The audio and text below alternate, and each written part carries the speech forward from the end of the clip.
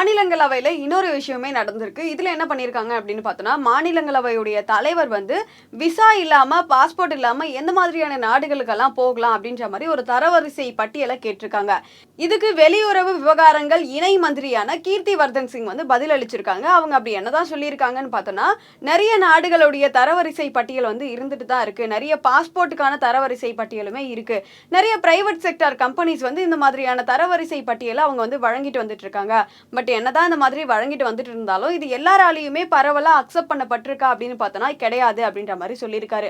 அதே மாதிரி எல்லாராலையுமே பரவலா அக்செப்ட் பண்ணிக்கிற மாதிரி ஒரு தரவரிசை பட்டியல் இப்ப இருக்கா அப்படின்னு கேட்டா அதுவும் இல்ல அப்படின்னு சொல்லிட்டாங்க. இப்ப வரைக்கும் அமைச்சகத்துக்கு கிடைச்ச தகவல் படி 26 நாடுகளுக்கு விசா இல்லாமலே நம்ம போயிட்டு வரலாம், அந்த மாதிரி ஒரு வசதியை வந்து அவங்க வழங்குறாங்கன்னு சொல்றாங்க. அதே மாதிரி 40 நாடுகளுக்கு வந்து ஆன் அரைவல்ல எடுத்துக்கிற மாதிரியான ஒரு வசதியுமே அவங்க வந்து வழங்கிட்டு வந்துட்டு இருக்காங்க அப்படின்னு சொல்றாங்க.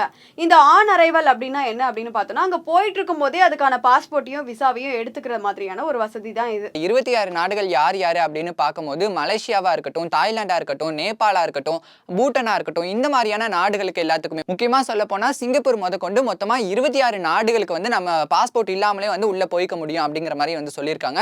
அதே மாதிரி 40 நாடுகளுக்கு வந்து ஆன் அரைவல் வசதி வந்து செய்யப்பட்டிருக்கு அப்படிங்கிற மாதிரியும் சொல்லியிருக்காங்க. குறிப்பா சொல்ல போனா நேபாள், பூட்டான், அதுக்கப்புறமா மால்தீவ்ஸ்க்கு வந்து குடிமக்கள் விதிகளுக்கு உட்பட்டு இந்த ஆன் அரைவல் வசதி வந்து செய்யப்படும் அப்படிங்கிற மாதிரியும் வந்து சொல்லியிருக்காங்க. அடுத்ததா பார்க்கும்போது இன்னும் 58 நாடுகளுக்கு வந்து இ விசாவை வழங்கிட்டு இருக்கிறதா வந்து சொல்லியிருக்காங்க. அதாவது இந்த 58 நாடுகள்ல உள்ளவங்க வந்து இ விசா எடுத்துக்கிட்டு கூட பயணம் செய்யலாம் அப்படிங்கிற மாதிரி வந்து சொல்லியிருக்காங்க. அதே மாதிரி பயணிக்கிற அந்த பயனர்கள் எல்லாருமே அந்த டைம்ல இந்த மாதிரியான ஆப்ஷன்ஸ்லாம் இருக்கா அப்படிங்கறத வந்து செக் பண்ணிக்கோங்க அப்படிங்கிற மாதிரியும் எழுத்துப்பூர்வமா மாநிலங்களவையில சொல்லியிருக்காங்க.